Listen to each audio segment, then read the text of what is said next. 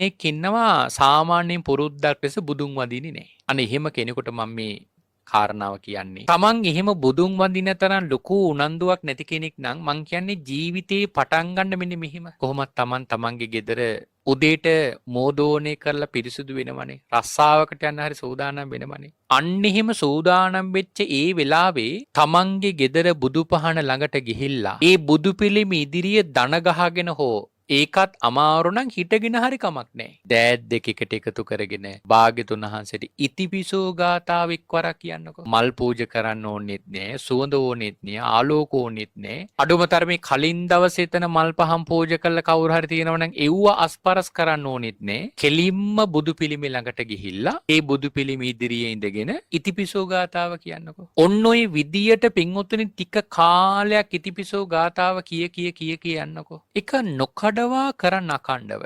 දවස ගානක කරන්න.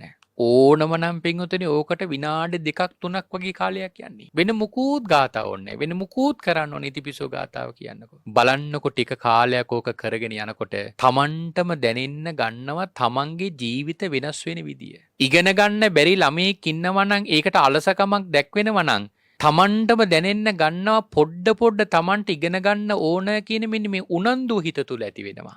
දියුණුවෙන් ඕන කියන උනන්දුව දියුණුවෙන් ඕන කෙනාගේ හිත තුල ඇති වෙන පටන් ගන්නවා. ජීවිත නොඑක් ප්‍රශ්න වලින් මිරිකලා ඉන්න අයගේ ජීවිත ඒ ප්‍රශ්න ටිකෙන් ටික ක්‍රමානුකූලව ලිහිනවා වගේ පේනවා. බුද්ධ වන්දනාව කියන එක පින්වතුනි ආන් ඒ තරම් වටිනා කියන දෙයක්. ඒකේ මම කිව්ව පටන් ගන්න ඉතිපිසෝ ගාථාවේ.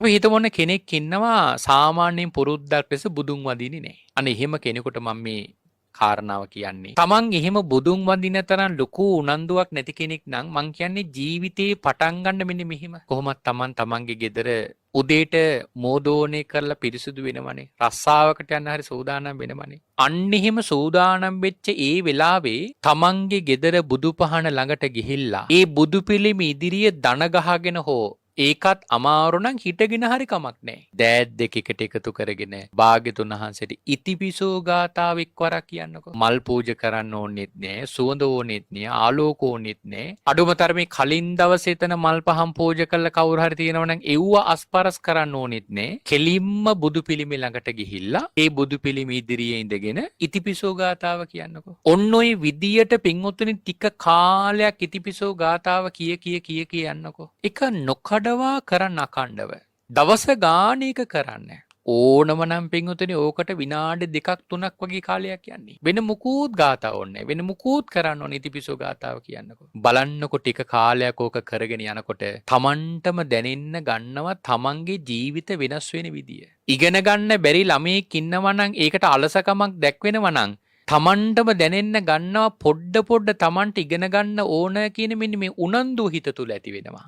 දියුණුවෙන් ඕන කියන උනන්දුව දියුණුවෙන් ඕන කෙනාගේ හිත තුල ඇති වෙන පටන් ගන්නවා. ජීවිත නොඑක් ප්‍රශ්න වලින් මිරිකලා ඉන්න අයගේ ජීවිත ඒ ප්‍රශ්න ටිකෙන් ටික ක්‍රමානුකූලව ලිහිනවා වගේ පේනවා.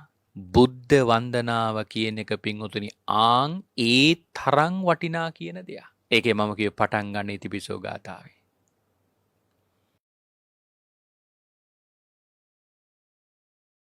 අපි හිතමු ඔන්න කෙනෙක්